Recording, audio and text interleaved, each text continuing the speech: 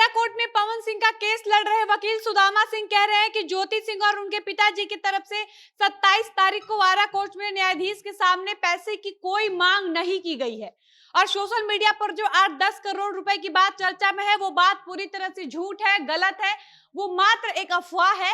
क्योंकि ज्योति सिंह और उनके पिताजी की तरफ से आरा कोर्ट में जज के सामने पवन सिंह की उपस्थिति में पैसे की मांग नहीं की गई है। लेकिन सोशल मीडिया पर तो इस बात की चर्चा जोर शोर से चल रही है कि पवन सिंह और ज्योति सिंह के तलाक मामले पर कोर्ट की तरफ से फैसला इसलिए नहीं आ पाया क्योंकि उस दिन कोर्ट में पवन सिंह की तरफ से जो प्रस्ताव रखा गया उस प्रस्ताव पर ज्योति सिंह सहमत नहीं हो पाई, उनके पिताजी भी सहमत नहीं हो पाए। इसलिए जज ने ज्योति और पवन सिंह को फिर से कोर्ट में पेशी के लिए बुलाया है।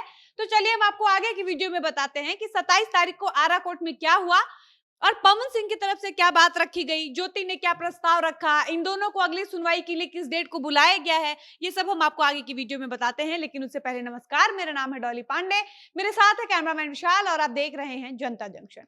पावर स्टार पवन सिंह के वकील सुदामा सिंह कह रहे हैं कि 27 तारीख को आरा कोर्ट में पहले पवन सिंह पहुंचे, उसके 5 से 7 मिनट बाद उनकी पत्नी ज्योति सिंह भी कोर्ट आती हैं। उसके बाद इन दोनों को आरा कोर्ट में जज के सामने पेश किया जाता है।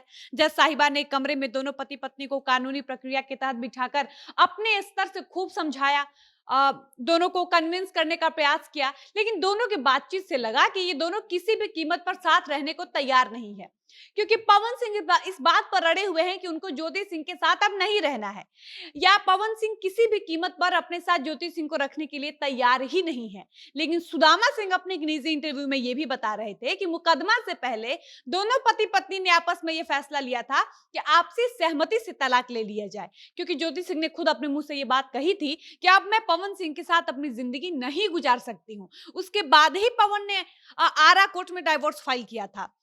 इसके अलावा आपको बता दें कि सुदामा सिंह ने यह भी बताया कि जज ने पवन सिंह और ज्योति सिंह को आपस में एक कमरे में बातचीत करने के लिए दोनों को आपस में आधा घंटा 45 मिनट तक बिठाया था। यानी पवन और ज्योति सिंह दोनों एक दूसरे से एक बंद कमरे में अकेले आधा घंटा या 45 मिनट का वक्त साथ में बिताए हैं। उसके बाद भी जज साहिबा को लगा कि इन दोनों पति पत्नी के बीच कॉम्प्रोमाइज कराना बड़ी मुश्किल बात है, समझौता संभव नहीं है।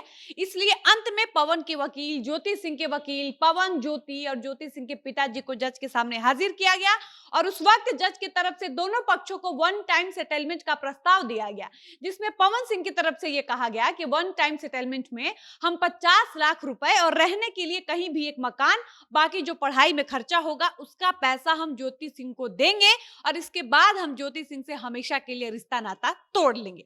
बाकी पढ़ाई लिखाई का खर्चा देना इसलिए भी जरूरी है क्योंकि ज्योति सिंह ने कोर्ट में कहा कि मैं अभी पढ़ रही हूँ, मुझे आगे भी पढ़ना है, मेरे पढ़ने में पैसा लग रहा है, उसका खर्चा हम कहाँ से निकालेंगे। तो पवन सिंह ने कहा कि पढ़ाई का खर्चा हम देंगे, हम 50 लाख रुपए भी देने के लिए तैयार हैं, लेकिन एक बार के लिए देंगे, हमेशा के लिए देंगे। इसके अलावा ज्योति सिंह को कहीं भी अगर रहना है तो हम किसी भी शहर में एक मकान दे देंगे। हालांकि मकान किस शहर में दिया जाएगा ये अभी क्लियर नहीं हुआ है, लेकिन मकान देने का प्रस्ताव पवन सिंह ने अपनी तरफ से दे दिया है। लेकिन ये प्रस्ताव ज्योति सिंह को स्वीकार नहीं है।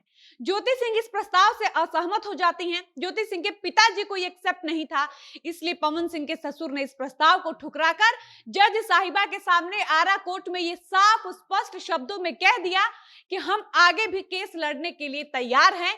और यही बात पावर स्टार पवन सिंह ने भी कोर्ट में जज साहिबा के सामने कहा कि अगर ये मेरा निर्णय, अगर ये मेरा फैसला, मेरा डिसीजन ज्योति सिंह और उनके पिताजी को स्वीकार नहीं है तो हम भी केस आगे लड़ने के लिए तैयार हैं। इसके अलावा सुदामा सिंह का कहना है कि पवन सिंह के प्रस्ताव को ज्योति सिंह और उनके पिताजी ने ठुकरा दिया, लेकिन उन्होंने अपनी तरफ से पैसे की कोई मांग नहीं की।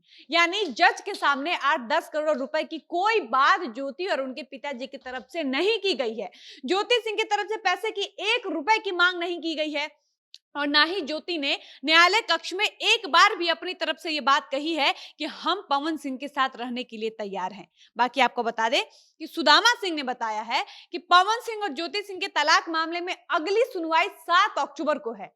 यानी आज 4 तारीख है, बाकी 3 दिन बाद यानी 7 अक्टूबर को एक बार फिर से पवन सिंह और ज्योति सिंह आरा कोर्ट में दोबारा पेश होंगे और एक बार फिर से इस पूरे मामले पर आरा कोर्ट की न्यायाधीश श्वेता सिंह के सामने इस पूरे मामले पर सुनवाई होगी। उसके बाद ही ये फैसला हो पाएगा कि पवन और ज्योति आगे भी साथ रहेंगे या हमेशा के लिए इन दोनों का तलाक हो जाएगा। बाकी अब देखना होगा कि 7 अक्टूबर को ज्योति सिंह और पवन सिंह आरा कोर्ट में पेशी के लिए आते हैं या नहीं। बाकी इस मामले से जुड़ी कोई नई जानकारी, कोई नया अपडेट सामने आएगा तो हम आपको जरूर बताएंगे। फिलहाल वीडियो को समाप्त करते हैं, मिलते हैं नए वीडियो में। धन्यवाद।